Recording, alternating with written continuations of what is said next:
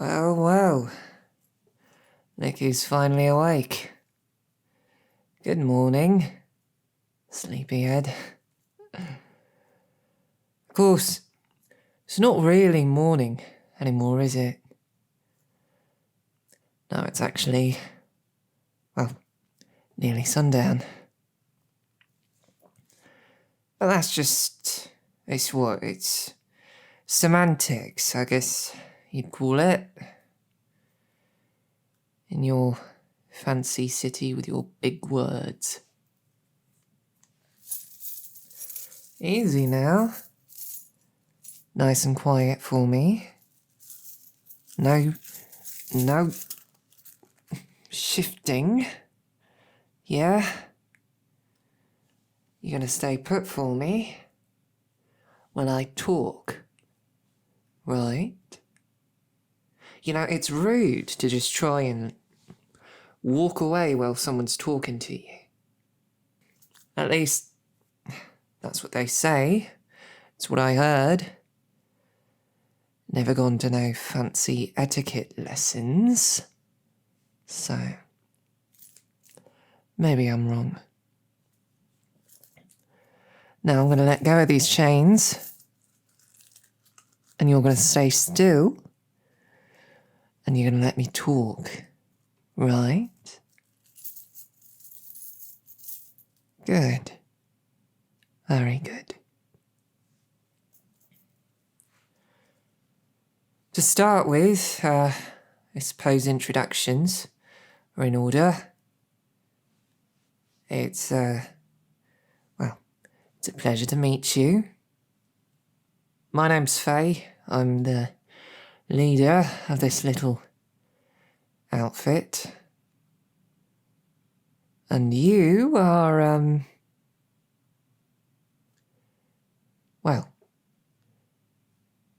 you are a pompous, well-to-do something or other. I mean, I couldn't say what specifically, right? You could be an arch magnificency, or a majesty, or a highness, or a lord, or a lady, or a grace. I couldn't care less, right? What matters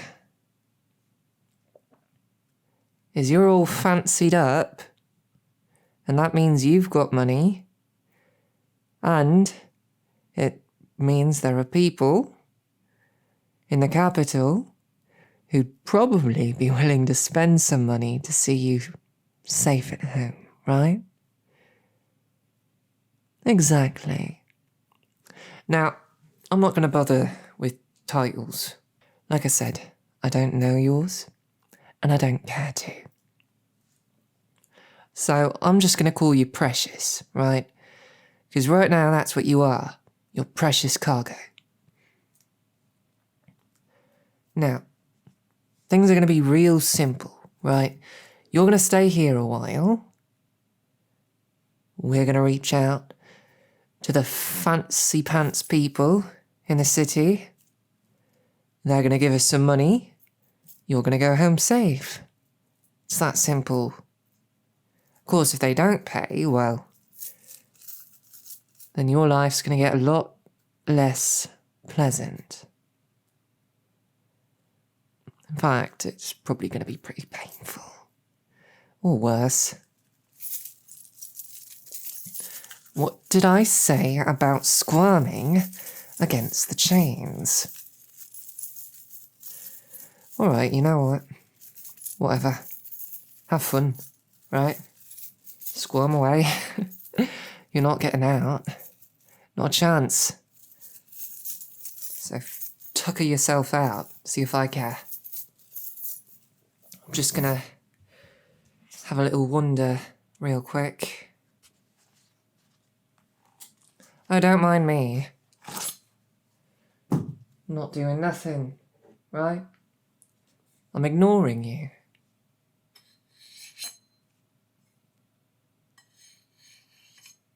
What was that? What am I doing? Well, I'm sharpening my knife. Well, for no reason in particular.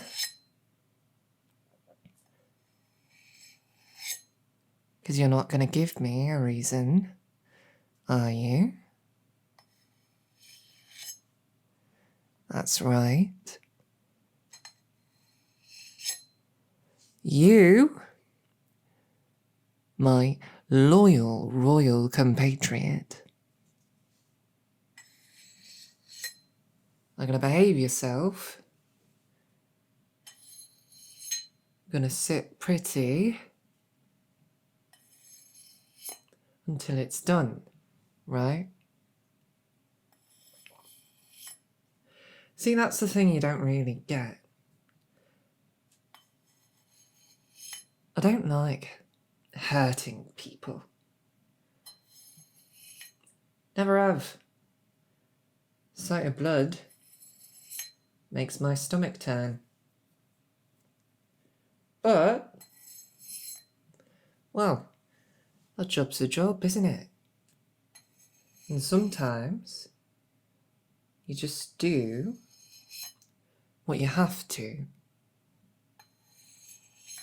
get the job done.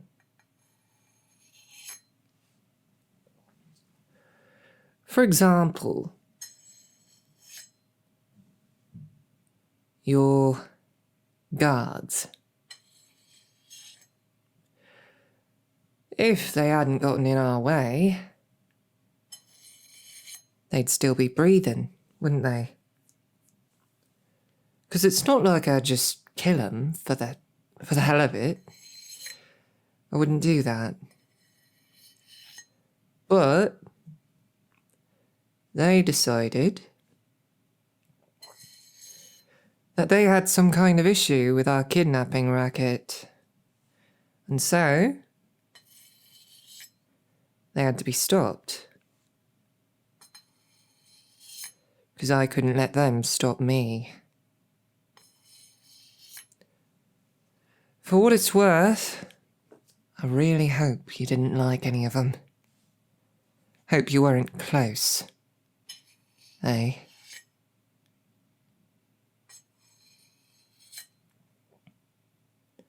And if you were, then I guess, my condolences to you. I am sorry for your loss.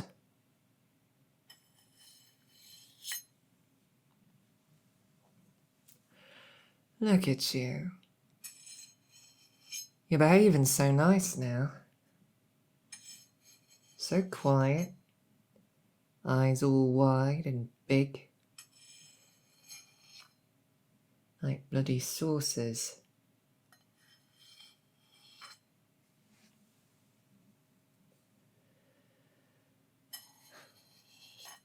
Didn't even have to do nothing, did I? Just had to talk. And suddenly, you behaved. And that is what I like to see. You know, generally speaking, I actually treat my hostages pretty well. I've met others who do this work, right? They tie the chains tighter. Don't give you so much as a blanket. Cut off bits of you when you've not done nothing wrong yet. They do it so they send those parts, right, to the stuffy folks in town. So they mean business, right? But I don't know. The option feels just a bit excessive to me. Especially if you haven't just tried asking first. Usually I just send a family heirloom or something, right? You'll notice you're missing some jewellery. That's the proof I'm sending. Hopefully that'll be enough, right? They'll pay, and we'll be fine. If they don't, then, well, in that case, we might consider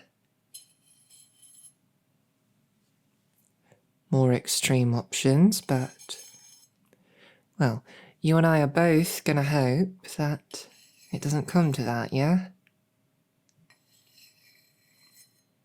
You have such pretty fingers. I'd hate to damage them.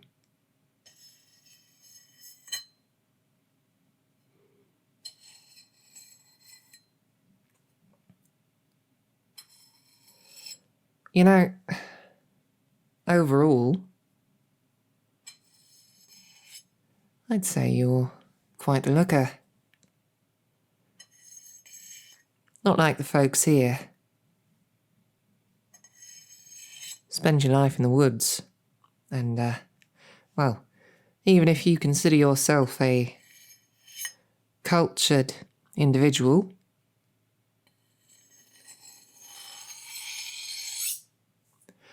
even if you try your best to maintain your hygiene,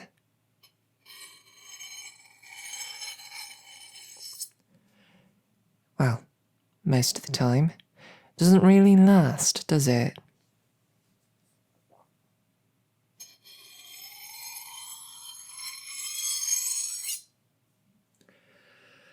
No, it never does. You take a bath in a stream and within a week, you smell like sweat, you're covered in mud, as greasy as all else, and that's that. I mean, I've even bought, like, perfume and stuff, soaps and things to try and be a little bit more dignified. But this place, it's just...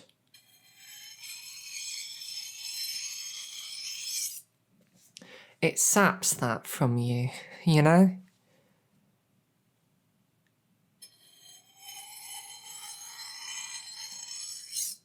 You are quite the looker.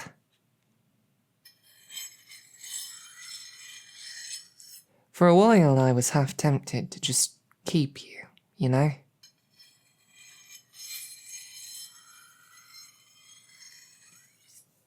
As a decoration for the camp.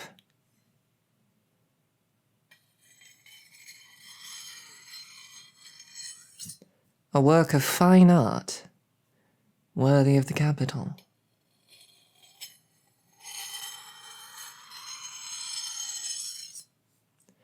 But unfortunately, fact is, if you stayed here with us for any length of time, well, it wouldn't take long before you looked and smelled like one of us, no matter how hard we tried to prevent that.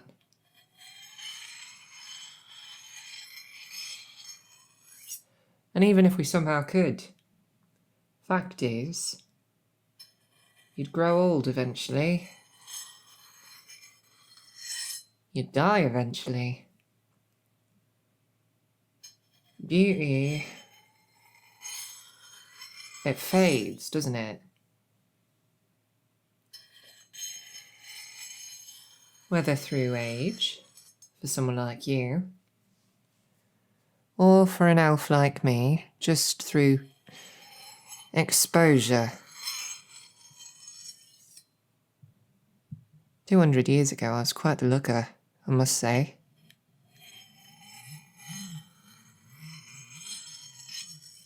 But now, well, I spend the better part of the year caked in dirt.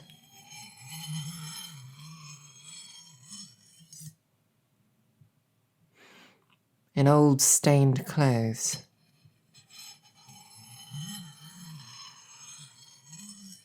Suppose if I was smarter, with how long I've lived. I could become rich, couldn't I? And influential.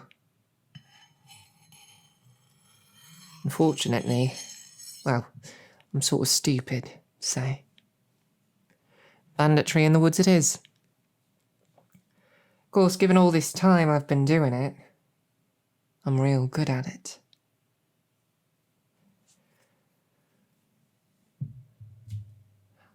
Beauty really does fade. But do you know what I found? In 300 years of life, there is something that's quite beautiful that never fades. Never. Not ever.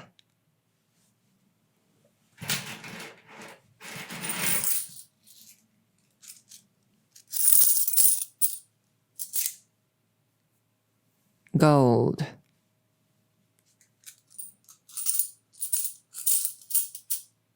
In fact, the value of gold is basically constantly on the rise. Slowly, but surely. The reason for that is that it's rare, right? It's rare and shiny.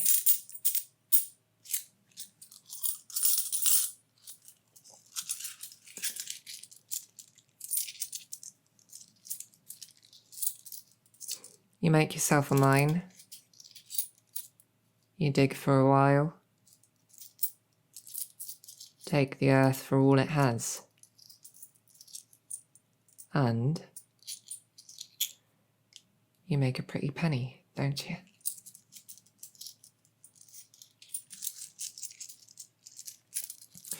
But eventually it dries up, doesn't it? And the gold's all been used to make crowns and jewellery and all that. And yet, folks still want gold. So you go prospecting, you search, you dig, find more gold. New mine opens, same thing happens, all over again. And the gold, it doesn't come from anywhere. There's no tree for it. It's limited. And our alchemists, for all their miracles, still haven't found a way to produce it at any meaningful cost.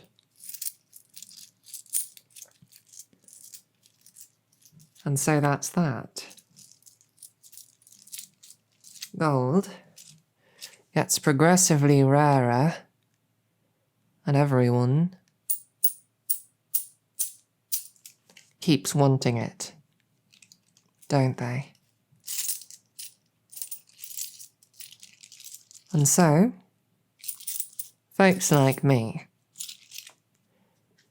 can take a nice little noble like you and trade you for gold bars, for coins, for gems, for jewels and jewellery. The riches of the earth, ever finite, ever desired, and another 400 years down the line, that gold I got from ransoming you will spend the same.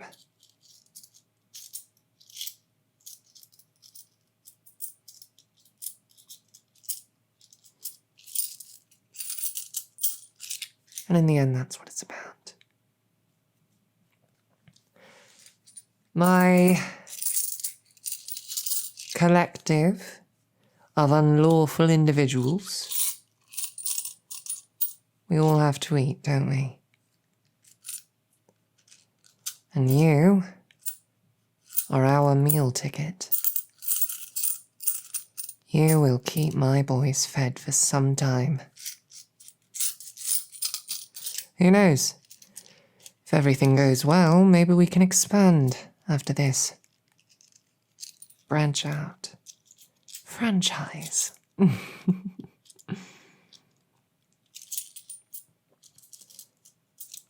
Maybe I'll make a fortune yet. Eh? Maybe one day I'll be able to clean up. Look the way I did in my youth again.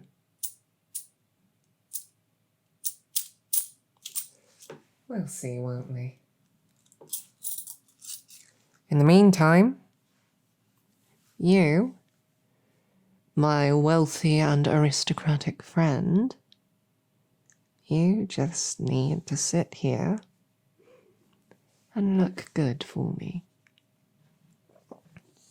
Even if I can't use you as a decoration in the long run, well, I intend to enjoy the view while you're here. And who knows, maybe if you take another carriage ride through this part of the forest again, we'll have another chance encounter. Oh. If you do intend to travel through here, take my advice. Whoever your new guards are, don't get too attached.